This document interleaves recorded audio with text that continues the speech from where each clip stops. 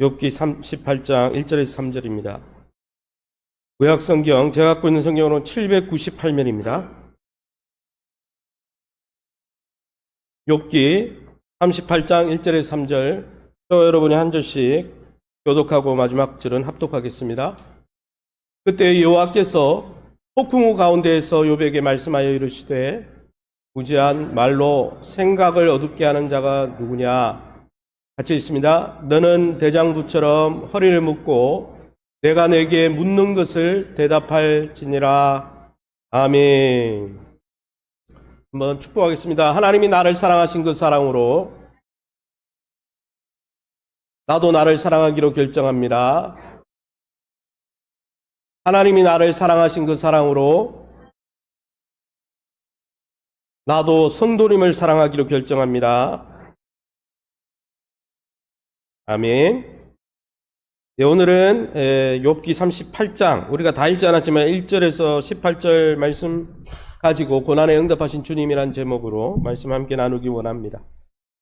이 욥기 38장은 굉장히 중요한 장입니다. 왜냐하면 욥기 1, 2장에 천상의 회의가 있었지만 이제 욥의 고난 이후에 하나님이 드디어 욥의 삶의 현장에 나타나신 사건이기 때문입니다. 특별히 38, 39, 40, 41장에는 하나님께서 나타나셔서 욥과 친구들에게 말씀하시는 장면인데 그 표제어가 달려 있습니다. 원문에 욥에게 대답하셨다. 시편의 제목이 달려 있듯이 이 욥기 38, 39, 40, 41절에는 욥에게 대답하셨다는 표제가 달려 있다는 거죠.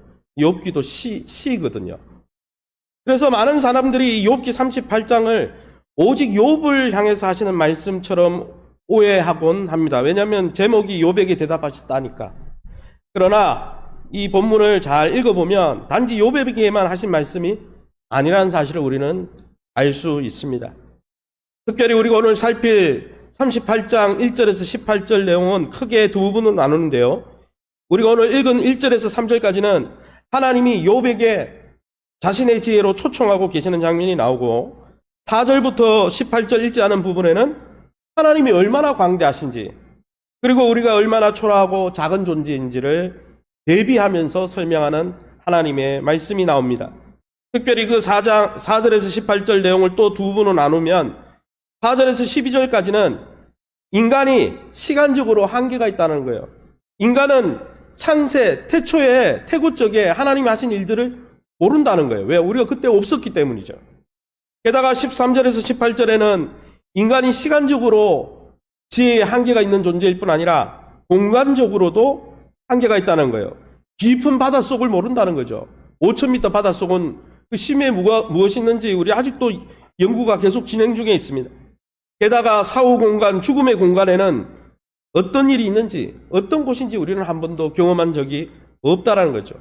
이것처럼 시공간적으로 우리는 하나님을 이해하고 하나님의 섭리를 이해하기는 너무나 초라한 존재임을 하나님이 오늘 말씀하고 있다는 것이죠. 어쨌든 욥과 친구들의 오랜 논쟁 끝에 하나님이 드디어 등장하십니다. 37장의 엘리후가 욥 니까 짓그에 뭔데 하나님이 너를 대변해 주겠냐, 하나님이 너의 앞에 나와서 말씀하겠냐, 이렇게 예상한 엘리후의 말과는 달리 하나님 직접 욥에게 또 친구들에게 나타나서 말씀하시는 장면입니다. 하나님께서 사랑하는 욥에게 대화하기 시작하십니다. 이처럼 욥이 당한 상황을 확실하게 이해해 주시고 판단해 줄 분은 하나님밖에 없다는 것이죠. 그럼 오늘 이 본문을 통해서 하나님이 하시는 말씀이 욥이 왜 고난을 받고 있는지에 대한 적절한 대답이 되는 것일까요? 만약 하나님께서 욥이 왜 고난을 받는지 그 이유를 설명하는 것이 아니라면 왜 이 본문을 통해서 욥에게 말씀하시는 걸까요? 오늘 본문을 통해서 우리에게 주시는 통찰력은 무엇입니까? 첫 번째는 우리가 알 수 있는 것 하나는 한번 따라합시다. 하나님은 자기 백성의 부르짖음에 반드시 응답하십니다. 할렐루야.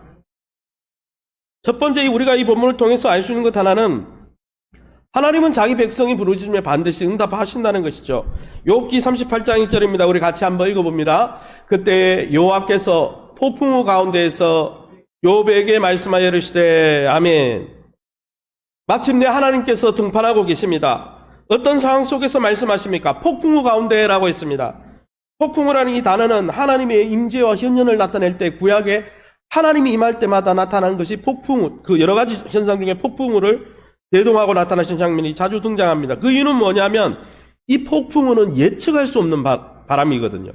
즉 이 말은 앞으로 하나님이 말씀하시는 지혜와 그 광대하심이 인간이 예측할 수 없다는 거예요. 마치 폭풍우를 우리가 예측할 수 없는 것처럼 하나님의 지혜와 경륜은 예측할 수 없다는 거예요.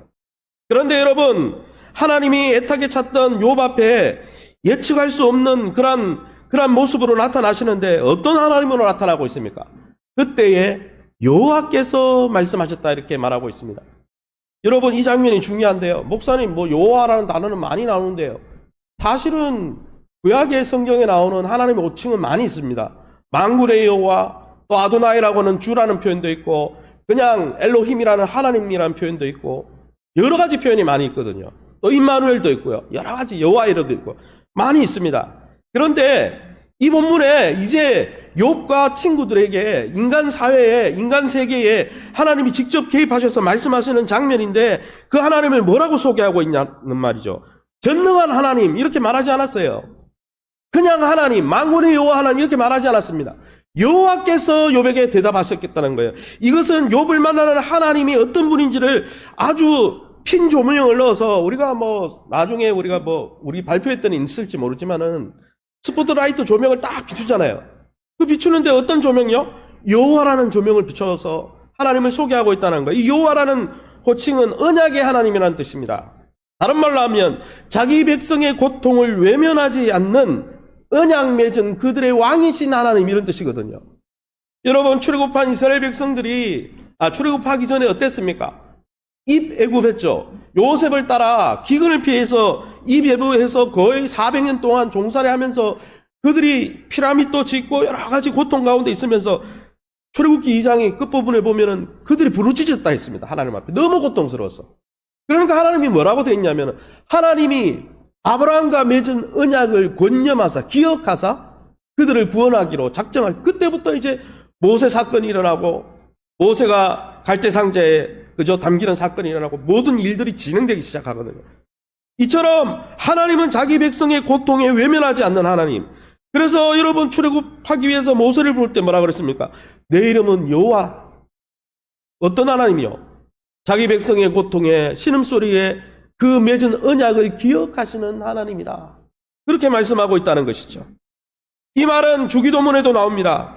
주기도문 첫 소절이 무엇입니까? 하늘에 계신 우리 아버지입니다. 하늘에 계시다는 말은 하늘, 우리를 초월해 계시는 전능한 하나님이라는 표현이고 우리의 아버지가 바로 오늘 본문에 나오는 여호와라는 표현입니다. 우리의 아버지, 자기 자녀의 고통에 그 신음소리에 외면하지 않고 돌보시는 친밀한 하나님. 그래서 이 여호와 하나님이라는 것은 자기 백성의 고통을 외면치 않으시는 언약의 신실하고 친밀한 하나님이 욥을 만나셨다 이렇게 선포하고 있다는 것이죠. 사랑하는 성도 여러분, 이런 욥의 친밀한 하나님이 욥에게 대답하기 시작했습니다. 이것은 욥이 바라던 바였어요. 여러분 생각해 보세요. 그동안 얼마나 많은 이 친구들이 욥을 여러분 코너로 몰아서 너가 고난받는 이유는 권성징악에 의하면 자문에 의하면 악인들이 고난을 받고 징계를 받기 때문에 너는 죄를 지어서 그렇고 너를 연단하려고 하나님이 그렇게 너를 몰아세우고 있는데 너 회개해야 된다. 이렇게 정죄받고 있었잖아요. 그런데 하나님이 정말 갑자기 욥에게 나타나신 거예요. 자기 백성을 돌보시는 하나님이 나타나신 거예요. 이 말은 무엇입니까? 욥이 버림받아서 고난받고 있는 게 아니라는 거예요. 하나님께서 주고 마땅한 욥에게 어찌 나타나시겠습니까? 친구들이 죄인이라고 낙인 찍었던 욥에게 하나님이 나타나신 것 자체가 여호와 하나님으로 그 언약 백성의 고통 소리에 신음하는 그 고통 소리에 응답하시는 하나님으로 나타나신 것 자체가 이미 하나님이 신원해 주고 있다는 증거라는 거죠. 욥은 아마 여러분 날아갈 것 같았을 거예요. 욥은 하나님이 무슨 말씀을 하셔도 다 수용하실 만큼 기뻐했을 것입니다. 왜요? 그 언약의 하나님이 나타나서 실제로 응답하고 계시니까. 사랑하는 성도 여러분, 이처럼 하나님은 욥이 간절히 하나님을 찾길 원했고 간절히 만나길 원했는데 여호와 하나님으로 나타나 주셨다는 것이죠. 사랑하는 성도 여러분, 우리가 우리의 인생을 살아가면서 때로는 하나님이 없는 것 같고 하나님의 통치가 나타나 보이지 않는 것 같고 때로는 나와 세상이 왜 이렇게 버림받은 것 같다, 하나님은 어디 계신가, 이런 고민이 들 때가 있습니까? 하나님은 욥과 같이 그렇게 고난과 고통 가운데 신음하는 우리의 고민에 무관심하지 않으시다는 것이죠.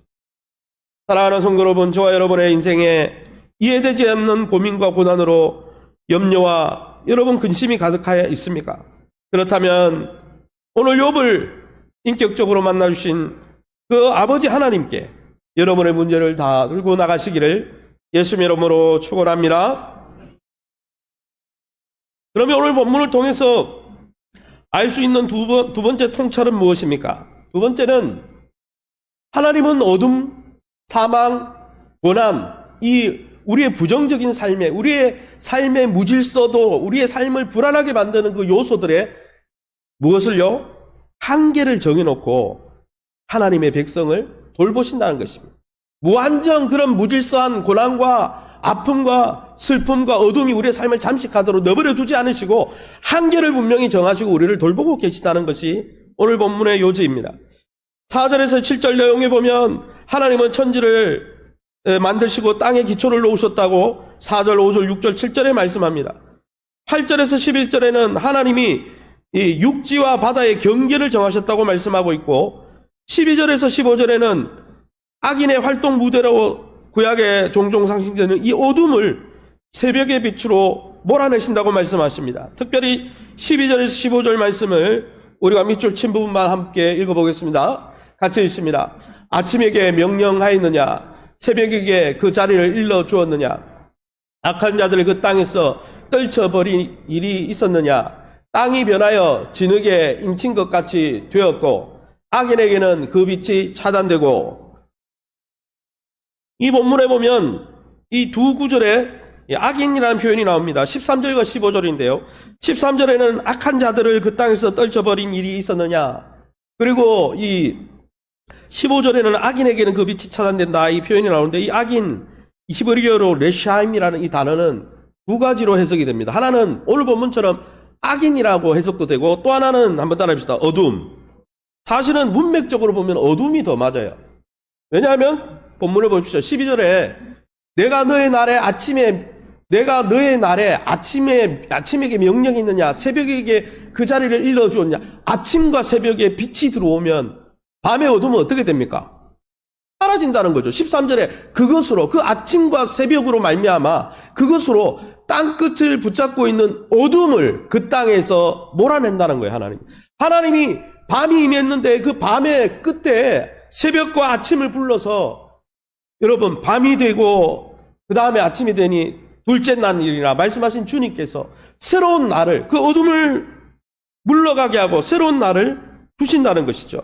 그런데 왜 이것이 악인이라고 표현을 번역을 했냐? 구약 성경에는 이 어둠을 종종 악인들이 활동하는 영역으로 묘사하고 있기 때문에, 어쨌든 중요한 것은 악인이든 어둠이든 우리의 삶을 어지럽히고 또 우리의 삶에 고난을 주고 염려를 주는 그러한 요소들을 어떻게 하신다는 거예요? 광명한 하나님의 그 아침빛으로 몰아내신다는 거예요. 하나님은 그냥 우리의 삶이 어둠에 잠식당하도록 내버려 두시는 것이 아니고 그 어둠을 빛으로 몰아내신다는 것입니다. 그뿐 아니라 16절에서 18절에는 무슨 내용이 나옵니까? 읽어보시면 아시겠지만 우리의, 여러분, 인생의 가장 큰 두려움이 뭡니까? 사망의 문제가 아닙니까? 근데 그 사망의 땅도 하나님이 다스리신다 말씀하고 있다는 것입니다. 특히 하나님께서 이렇게 땅을 놓으시고 바다의 경계를 정하시고 사망의 땅과 어둠의 영역을 지배하시는 하나님에 대해서 설명하면서 이 욥기 기자는 무엇을 특별히 이야기합니까? 만유의 주제이신 하나님이 이 땅을 지으셨을 때 어떻게 땅을 지으셨는지를 자세히 설명하고 있다는 것이죠. 10절과 11절을 우리가 함께 밑줄 친 부분을 읽어보겠습니다. 같이 읽습니다. 한계를 정하여 내가 여기까지 오고 더 넘어가지 못하리니 내 높은 파도가 여기서 그칠지니라. 아멘. 이 천지 창조 때 이야기를 하는 거예요, 지금. 그런데 하나님이 이 땅을 어떻게 지으셨냐? 원시 바다 위에, 하나님이 처음에 만드신 그 바다 위에 땅과 이 묵과 바다로 나누시는 장면인데, 거기에 뭐라고 되어 있냐면은 바다가, 원시 바다가 하나님이 지으신 땅을 침범할 수 없도록 한계를 정했다 이렇게 말씀하고 있습니다. 그래서 10절에 뭐라고 되어 있어요? 그 바다의 한계를 정해서 그 바다가 어떻게 해요? 내가 여기까지 오고 더 넘어가지 못하리니 내 높은 바다가 여기서 그칠 땅을 여러분 침범하지 못하도록 한계를 정해 놓으셨다. 물론 뭐 우리는 그것이 뭐 달의 중력과 만류 인력 때문이라는 걸 알지만 중요한 건 뭡니까? 하나님이 지으신 땅에 인자들이 있는 하나님의 형상대로 지음받은 땅이 여러분 어둠의 세력이든 바다에 침노하는 세력이든 그 땅을 완전히 침범해서 농락하지 않도록 한계를 정해놨다는 거예요. 욥의 고난을 하나님이 주실 때 사단에게 한계를 정해서 생명은 건드리지 마라 한계를 정하신 것처럼 우리의 고난도 우리의 삶에 무너뜨리는 같은 부정적인 요소들도 하나님이 다 한계를 정해놓고 우리를 돌보고 계시다는 것이죠. 그뿐 아니라 13절 17절에는 뭐라고 또 설명하고 있습니까? 13, 17절을 우리가 다시 한번 읽어보겠습니다. 악한 자들을 그 땅에서 떨쳐버릴 일이 있었느냐? 사망의 문이 내게 나타나느냐? 이 성경에도 뭐라고 되어 있습니까? 하나님이 그 원시바다가 땅을 침범해서 여러분 그 땅에 사는 하나님의 사람들이 여러분 그 바다에 침범을 당하지 않도록 한계를 정하시는 하나님이 우리의 삶 속에 악한 자들을 아까 어두움이라고 표현했잖아요. 우리의 삶 속에 들어오는 어둠, 그게 고난이 될 수도 있고 아픔이 될 수도 있고 우리가 예측하지 않았던 인생의 문제가 될 수도 있죠. 그런 문제들이 우리의 삶을 계속 장식하지 않도록 여러분 그 새벽빛을 비추어서 그 어둠을 땅에서 물러가게 하신다는 거예요. 우리 인생 가운데 물러가게 하신다는 거예요. 한계를 정해놓으셨다는 것이죠. 그뿐 아니라 사망의 문이 내게 나타나느냐. 사망의 권세가 우리를 침범하지 못하도록 사망의 문짝을 다시고 사망이 함부로 우리의 삶을 침노하지 않도록 제한하고 계시다는 것이죠. 사랑하는 성도 여러분, 하나님은 지금도 창조하신 이 세계 또 하나님의 형상대로 지은 사람들을 보호하시기 위해서 창조 세계에 한계를 정해놓으시고 그러한 세력들이 우리의 삶을 침범하고 무너뜨리지 않도록 제한하시면서 우리를 돌보고 계십니다. 그 하나님 앞에는 혼돈의 세력도 갓난아이가 되는 것입니다. 어둠의 세력도 원시 바다의 세력도 죽음의 세력도 여러분 우리의 삶을 잠식할 수 있는 그 어떤 고난의 세력도 하나님의 손앞에서는 그 혼돈의 세력까지도 합력해서 선을 이루는데 통제되고 있다는 것입니다. 그러기에 욥의 고난도 어떻다는 것입니까? 하나님이 그 혼돈의 세력 가운데서 막으시고 제한하시고 보호하셔서 지금 욥의 고난 가운데서도 보존하고 계시다는 것을 말씀해 주고 있는 거예요. 사랑하는 성도 여러분, 저와 여러분의 눈앞에 어떤 어둠과 어떤 원시 바다가 있습니까? 어떤 삶에 예측할 수 없는 문제로 여러분이 혼란을 겪고 있습니까? 에이 나는 안 돼. 눈앞에 있는 이 어둠이 내 인생의 전부일 거야. 내 인생은 이제 끝장났어. 그렇게 낙심하고 있습니까? 여러분 우리는 고난을 통한 또 예측할 수 없는 우리의 인생의 부정적인 요소를 통한 하나님의 섭리와 뜻을 다 이해할 수 없지만 분명한 것 하나는 무엇입니까? 하나님의 한계를 정해놓고 우리를 보존하고 보호하기 원하신다는 것이죠. 그 하나님의 선한 돌보심을 신뢰하면서 고난 중에도 기쁨의 태도, 기쁨이란 단어를 찾아보니까 어려운 중에도 좋은 태도를 잃지 않는 게 기쁨이에요. 그냥 무조건 실없이 웃는 게 기쁨이 아니고 어려움이 와도 내가 망한 게 아니다. 하나님의 한계를 정해놓고 나를 돌보고 계시다. 그래서 삶의 좋은 태도를 유지해가는 게 기쁨이라 하더라고요. 그러기에 고난 중에도 주님의 선한 돌보심을 믿고 합력해서 선을 이루실 주님을 믿음으로 기쁨의 좋은 태도를 잃지 않고 주님과 공동체와 또 이 세상 앞에서 하나님 나라를 경험하고 선포하는 저와 여러분 될 수 있기를 예수의 이름으로 축원합니다. 그러면 마지막으로 이 본문을 통해서 우리에게 주시는 또 다른 통찰력이 무엇입니까? 세 번째는 이 놀라운 하나님의 섭리 앞에서 그의 백성들은 겸손히 믿음으로 하나님의 뜻이 어디 있는지 인내하며 기다려야 한다는 것입니다. 욥기 38장 1, 2, 3절을 밑줄 친 부분 다시 한번 읽어보겠습니다. 그때 여호와께서 욥에게 말씀하여 이르시되 무지한 말로 생각을 어둡게 하는 자가 누구냐? 내가 내게 묻는 것을 대답할지니라. 아멘. 하나님이 긴 침묵을 깨고 욥 앞에 친구들 앞에 모습을 드러내셨습니다. 드러내셔서 욥의 무고함을 변호해 주진 않았습니다. 또 반대로 친구들처럼 욥이 고난 당하는 거 보니까 권성징악 뿌린 대로 거둔다고 안 좋은 걸 거둔 걸 보니까 원인이 안 좋았겠지, 이렇게 욥을 몰아세우지도 않았다는 것이죠. 오히려 욥에게 질문을 하고 계십니다. 사실 욥의 불평의 원인이 뭐였냐면, 하나님이 살아계시다면 나같이 하나님 앞에 정직하게 살고 경건하게 사는데 어떻게 의인이 고난을 받을 수 있냐, 이거는 하나님의 법칙에 안 맞다, 뿌린 대로 거두는 하나님의 법칙에 안 맞다, 그러면서 무슨 이야기를 계속 욥이 했냐면, 하나님의 선한 계획이 이 세상에는 보이지 않습니다. 하나님이 계시다면 어떻게 세상이 이렇게 악하고 불의하며, 하나님이 계시면 성도들이 왜 고난을 받고, 하나님이 계시면 왜 불의한 자가 잘 되는가, 하나님의 선한 계획은 다 어디 갔습니까? 이야기로 계속 불평을 했거든요. 그러니까 하나님이 만드신 세계, 피조 세계를 쫙 펼쳐 보이면서 너 보는 것이 얼마나 되느냐, 이렇게 묻고 있다는 것이죠. 무슨 말입니까? 하나님의 선한 계획이 안 보인다고? 너 내 선한 계획이 안 보인다고? 그래, 네가 갖고 있는 견해가 진짜 맞는지 한번 검증해보자, 그러면서 질문을 던지시는데, 이 욥의 지식의 한계를 깨닫게 하시는 거예요.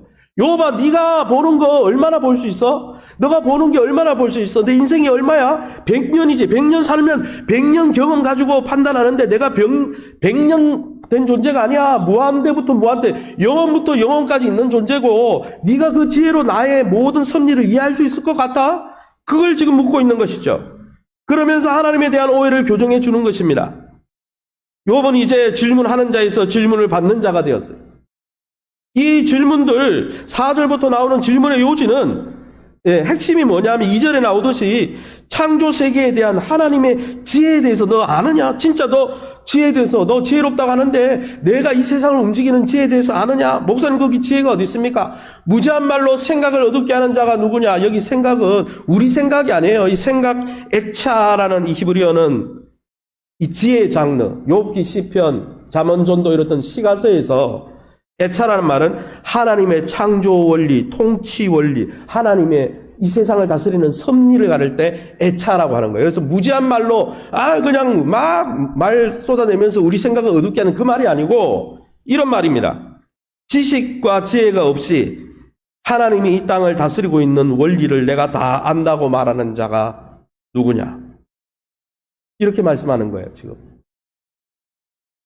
하나님은 어떤 분이시고, 내가 알아보니까, 내가 살아보니까, 내가 신앙생활 해보니까, 내가 그래도 신앙생활 오래 했는데 몇 대째 기독교인인데 내가 알아보니까 하나님 이렇고 저렇고, 그렇게 떠드는 사람이 누구라는 거예요.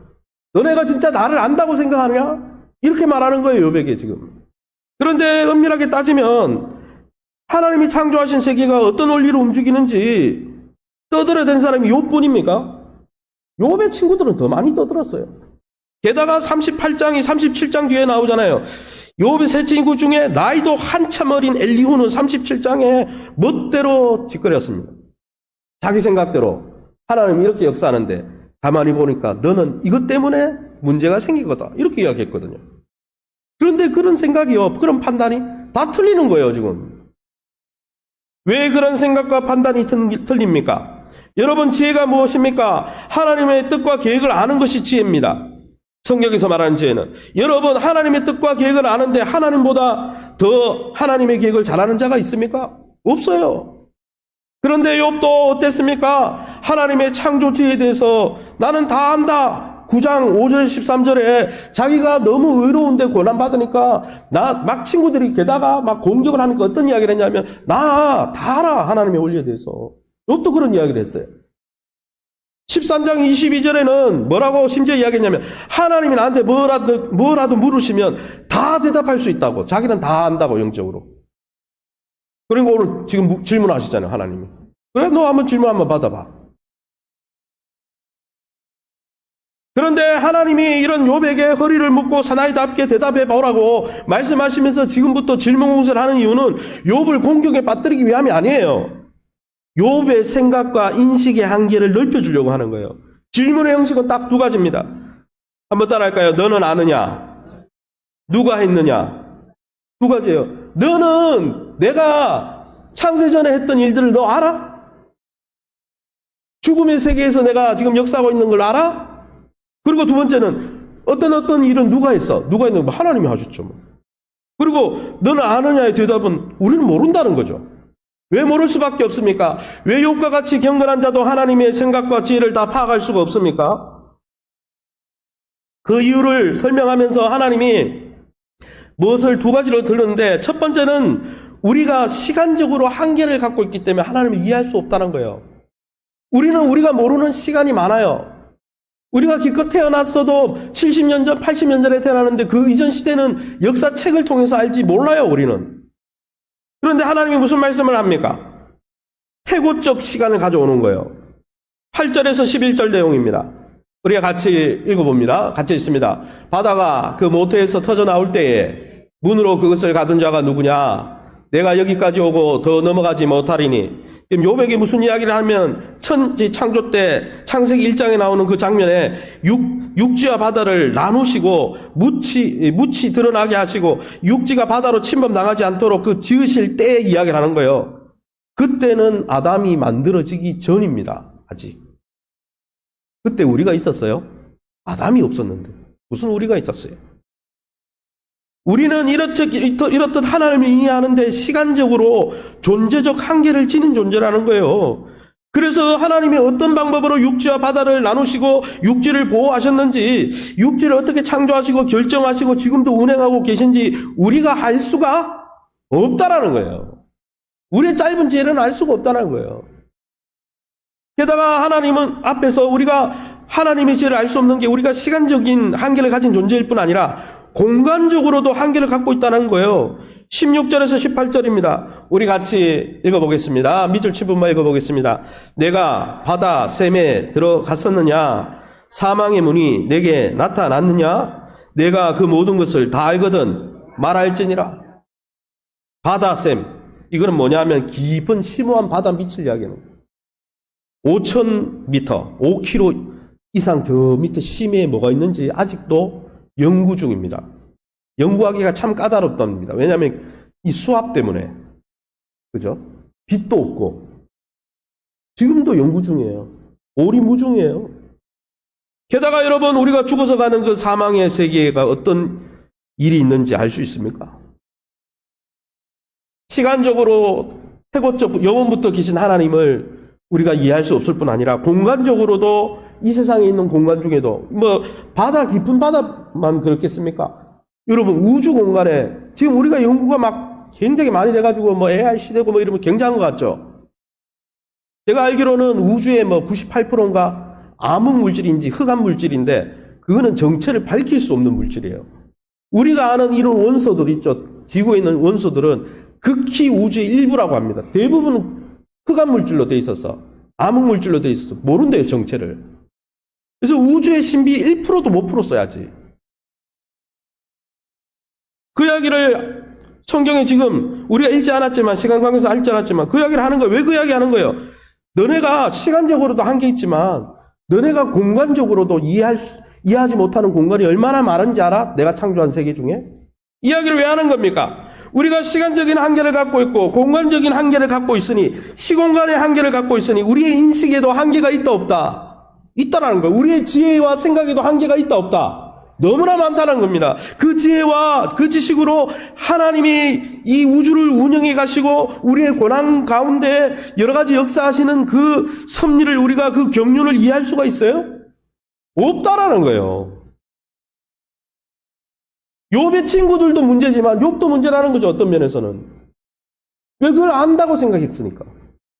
그러니까 나는 너무나 불의하다고, 나한테 어떻게 하나님 이럴 수 있냐고. 우리가 모르잖아요, 하나님의 계획을.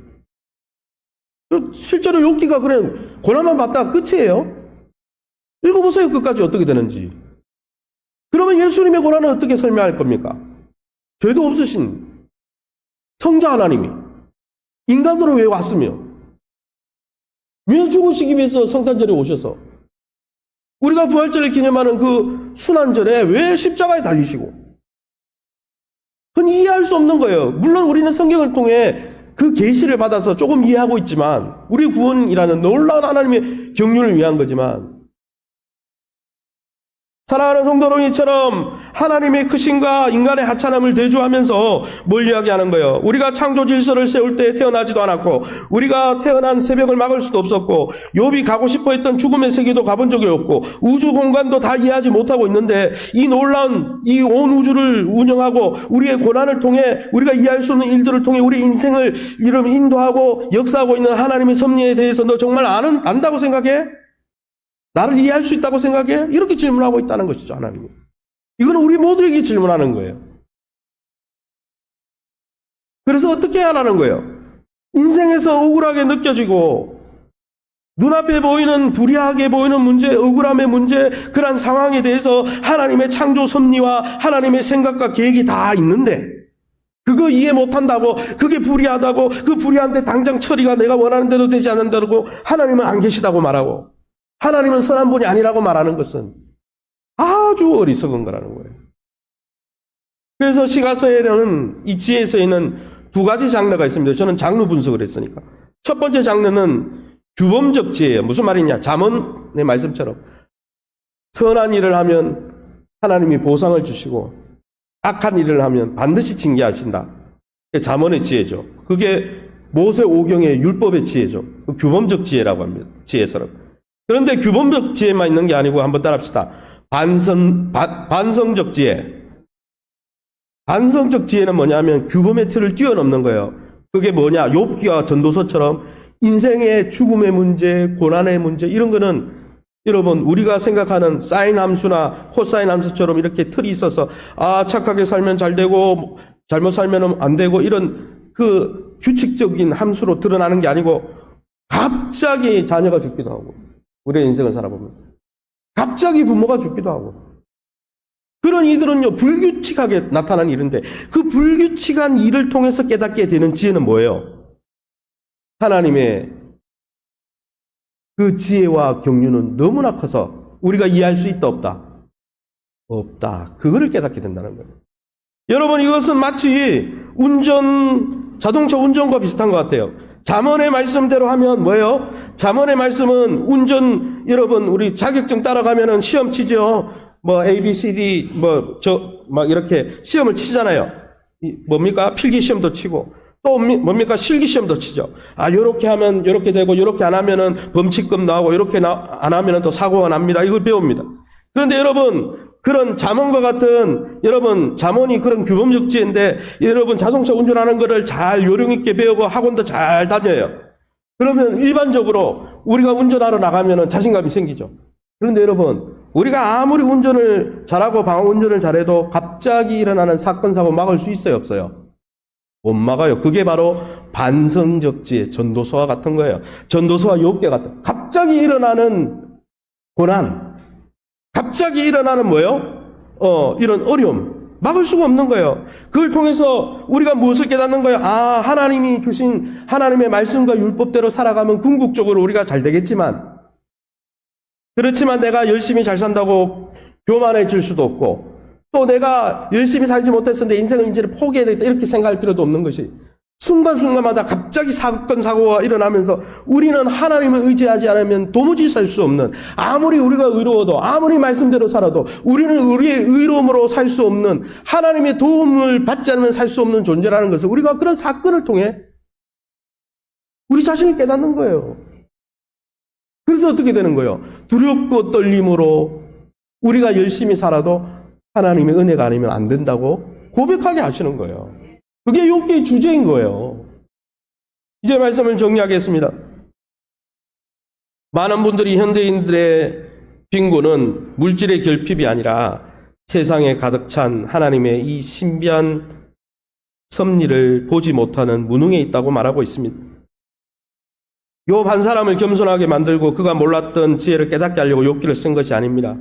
무죄한 자의 고난이라는 인생의 변수를 통해서 우리가 경험하고 알고 있는 세계가 하나님이 창조하신 세계의 아주 극히 일부분이고 우리가 말씀의 원리대로 하나님이 주신 법도의 원리대로 살더라도 자랑할 수 없고 교만할 수 없는 이유가 하나님은 우리가 잘 되기도 하시고 못 되기도 하시는 그 좋은 일과 안 좋은 일을 섞어 놓으심으로 하나님을 두려워하고 경외하고 의지할 수밖에 없는 존재임을 깨우치고 계시기 때문이라고 우리에게 말씀하고 있다는 것이죠. 그러기에 사랑하는 성도 여러분, 이 연말 연시에 여러분 어떤 고통과 고난 속에 있습니까? 너무 고난 속에서 침잠해서 그 고난 속에 푹 빠져 있어서 내 인생이 끝났다고, 내 인생은 더 이상 가망이 없다고 말하지 말고, 그런 변수, 인생의 변수들을 통해 하나님 보좌 앞에 나와 하나님의 은혜와 긍휼을, 또 하나님의 놀라운 구원을 경험하길 원하시는 주님 앞에 나아가 이제는 우리의 원망을 막 쏟아놓는 자가 아니라 하나님의 그 지혜의 경륜을 내가 다 이해할 수 없어서 이제는 주님 앞에 겸허히, 주님 말씀 앞에, 성령 앞에 겸허히 내가 귀를 기울여 듣겠습니다. 그렇게 겸손히 주님과 동행하시는 저와 여러분 다 될 수 있기를 예수님 이름으로 축원합니다. 이 시간에 저희가 한번 기도하겠습니다. 하나님 감사합니다. 욥의 고난처럼 의인도 고난받으며 의인이신 예수님도 고난받으셔서 풀 수 없는 성육신과 구원의 놀라운 은혜의 신비를 이루신 놀라운 사건을 우리가 주님 이 본문을 통해 깨닫게 됩니다.